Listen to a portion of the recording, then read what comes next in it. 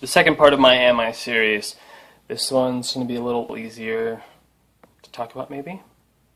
Possibly. We'll see. So the question is, am I a gamer? And the short answer is yes. Of course I'm a gamer. A gamer is someone who plays games. That's it. What's the long answer? Well, considering that's all gamer is someone who plays video games, that's pretty much the long answer there.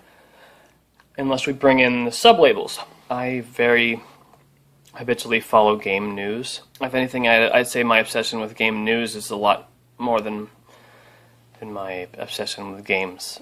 And that's actually kind of annoying. It's something I wish I could break. I think I should rather be playing the games than reading the news about them. And yet that's what I've done. So the first, I guess, subcategory I want to talk about is the so-called hardcore gamer. This is a term that gets thrown around in relation to 3 devices, basically.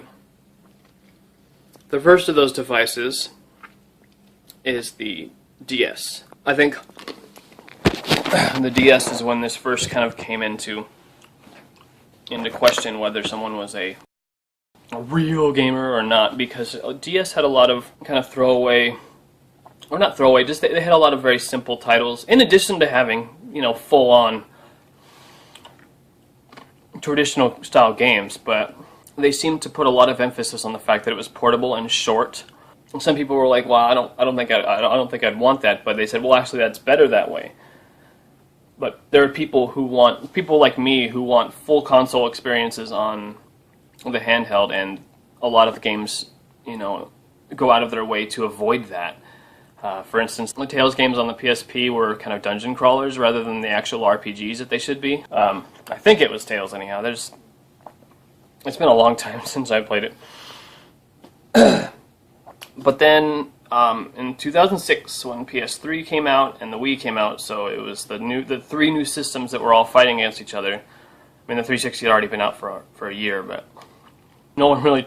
I didn't know many people that talked a lot about the 360 until after the PS3 came out. So that's when the good games started coming out for it, and there's a real fight, you know. So the question, or the fight, started happening between people who claimed to be hardcore gamers, which were the ones that would play on the 360 or the high-tech PC games, not stuff like Sims or Solitaire, and the casual gamers, which were the ones that played the kind of games that mostly came out on Wii portable systems or on iOS and on Android. It doesn't really make any sense. And here's the real reason why. Is because under that category, I'd kind of consider Tetris to be a casual game. But there was a very long period of time that my mom was extremely obsessed with Tetris.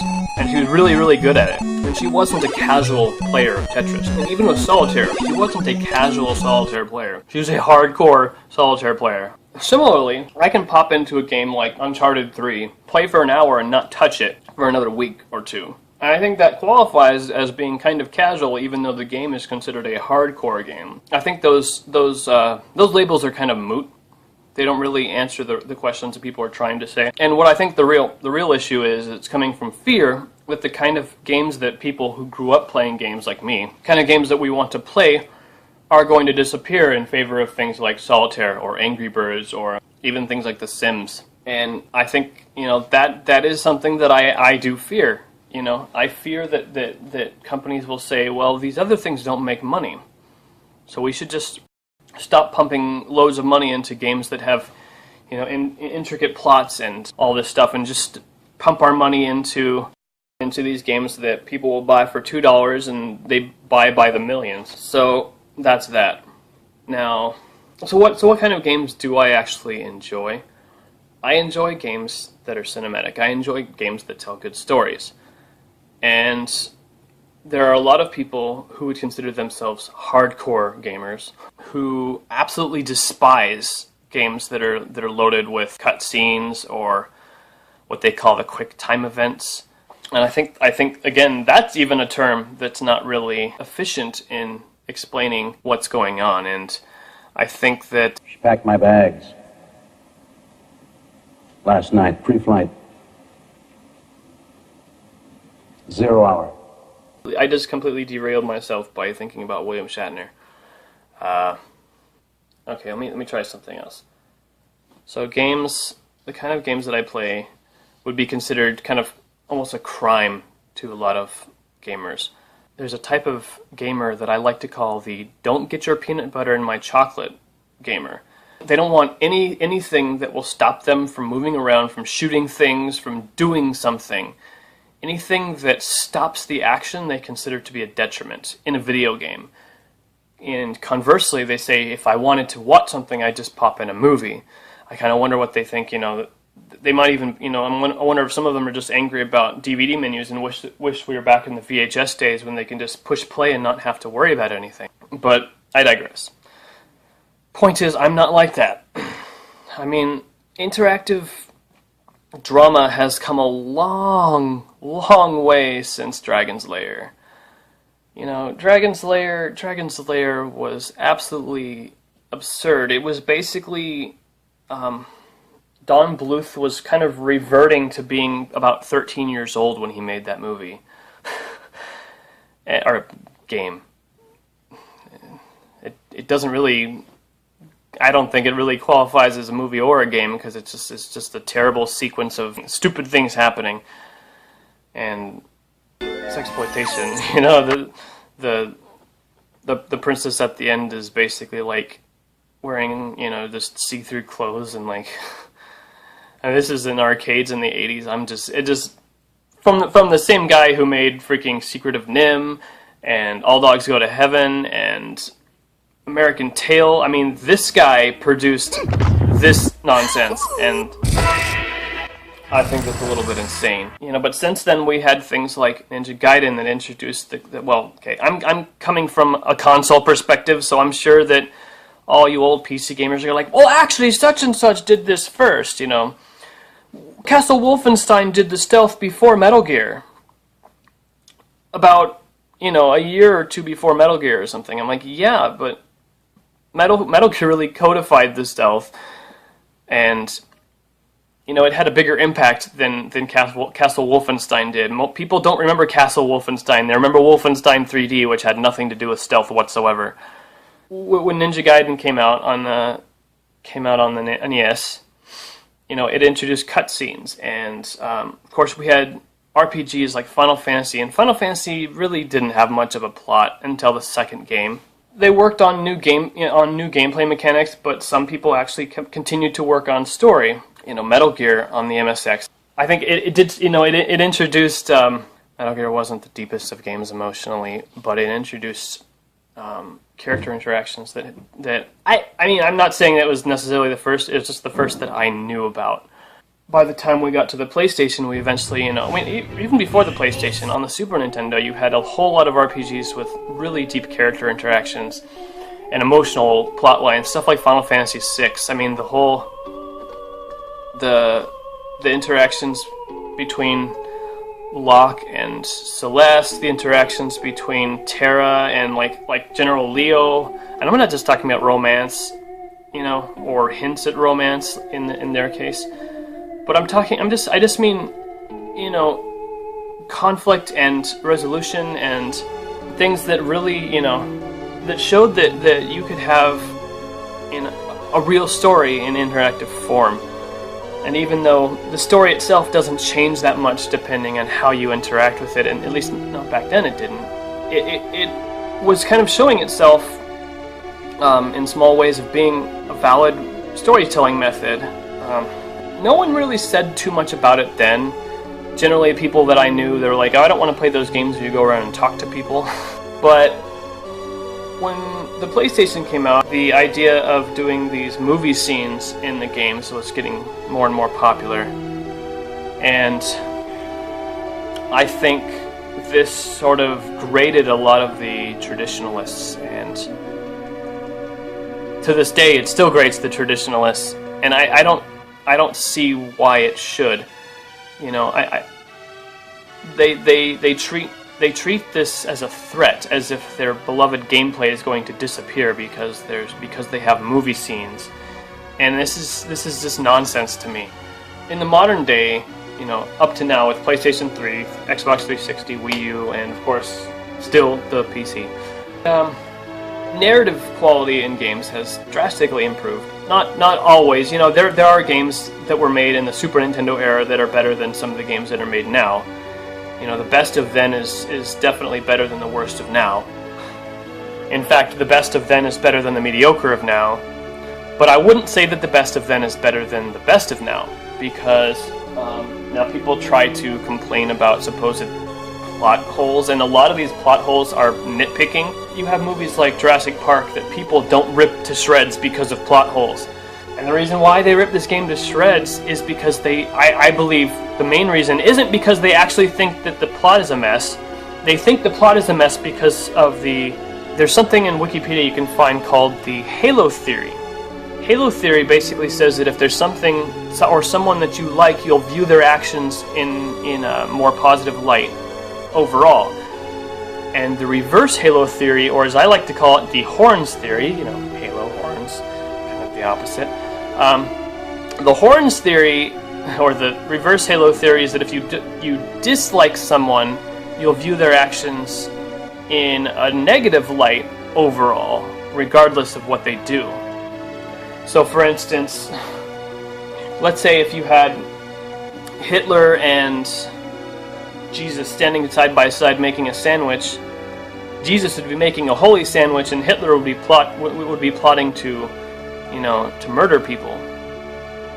That's one of those. That's the gist of the halo and the reverse halo, or the halo and the horns theory.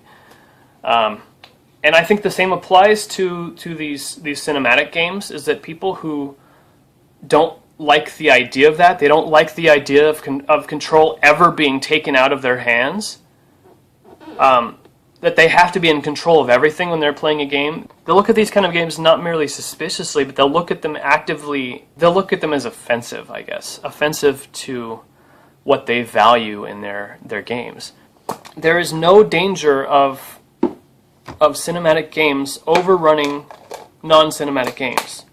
None whatsoever. Because for the most part, they don't make as much money as the non-cinematic games do. For the most part, the money that comes into the games industry isn't coming into it as a storytelling medium, it's coming into it as a fun diversion from life. That's it. And I think I had a video up here a while ago called "What is Fun?", where I rebutted the argument that especially a lot of Nintendo fans have, where they say, well, Sony and Microsoft might have these good graphics, but we have fun. I'm like, well, see, fun isn't the same for everyone. I found Heavy Rain to be fun, but it's a complicated kind of fun. It's a fun that I don't want to go through again, because it's a stressful kind of fun. Kind of like skydiving. That's fun, but it's a stressful fun, and it's not something that a lot of people are going to go out of their way to do. It's something they might understand is fun, but it's also, you know, something that is stressful. It's something that's taxing. It's something that might even cost a lot of money, which doesn't apply to Heavy Rain, but the stressful and taxing definitely applies to Heavy Rain, because there's that game is the most emotionally intense thing I've ever experienced. Well, intense work of fiction, I should say. The most emotionally intense work of fiction I've ever experienced in my entire life. And to be fair, Heavy Rain is basically a so-so mystery movie, if you take the interactivity out of it. So I'm still into games. I went to school to study how to make games. I decided about halfway through that it wasn't for me, and I decided I'd become a teacher, because that way I could still go all over the world, and my real joy is in writing stories, not in actually, you know, doing 3D art and things like that. I'm not an artist, I'm a writer. And I'm a writer that I know I'll never be able to make a living doing it, but I want to do it for fun, which is exactly why being a teacher is the best possible thing for me. But I've always wanted to take part in the creation of games ever since I was little.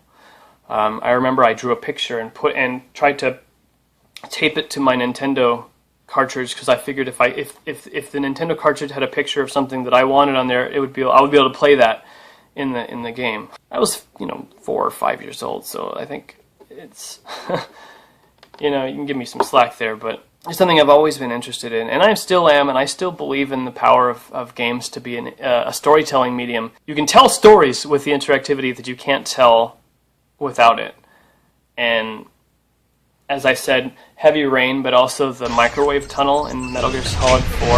It's so simple, but it's so powerful. And it doesn't, it's not powerful at all if you just watch it, either. You know, if you're just observing the microwave tunnel scene, it's so-so. Again, so-so, but it's made powerful by the interactivity. And so, I want to see the interactive storytelling developed. And I think it's silly for people to be afraid of it, or to just mock it because they prefer their, you know, their new Super Mario Brothers or even their Call of Duty or whatever. Call of Duty has its own storytelling too, but you know, I'm talking about the people who only play the multiplayer. They've never played a campaign in their life. You know, the bigger question is, am I reacting in an unfounded fear towards the type of games that come out on iPhone and Android? And stuff like Angry Birds, which I have played, and I mean, it's fun, you know. Angry Birds is fun. It's not something that I'd want to spend a lot of time on, and it's not something that I consider it a version. I don't think it adds anything to my life whatsoever. Whereas games can get me to think. Games are catharsis for me. You know, when I go through really tragic times, like my wife walking out on me and things like that, I play through games that have, you know, sad moments, or watch movies that are sad or whatever, and it helps me express the feelings that I have a hard time expressing normally, and it's a release. You know, it's a release that I need. Is my fear of the mobile game thing unfounded? And the answer is, I don't know yet. I think back in 1997, 1998, you know, there was a good reason for those people who don't like the type of games that I like to be afraid, because there was always the possibility that these storytelling games, that these story-driven games, and these cinema scene-driven games with long cutscenes would overtake the kind of games that they like. That has been proven false over time. So will it be proven false for the mobile games? And that's something I don't know yet. There is always the chance that the people who make games will by and large decide, hey, this isn't making us money anymore. We should just stick to these crappy little mobile games that you know, $2 a piece. And if that day comes, that will be a very sad day indeed. So yeah, I'm a little cautious about that, but that's pretty much it. So that's my whole, you know, my whole spiel about being a gamer, all encompassing, covering many different topics.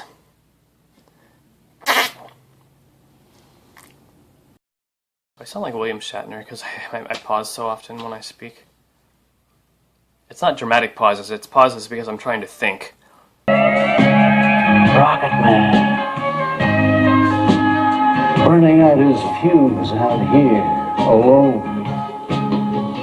I think it's gonna be a long, long time till touchdown bring me round again and find I'm not the man they think I am at home. Oh, no. I'm a rocket man. Damn you, Michael Bublé!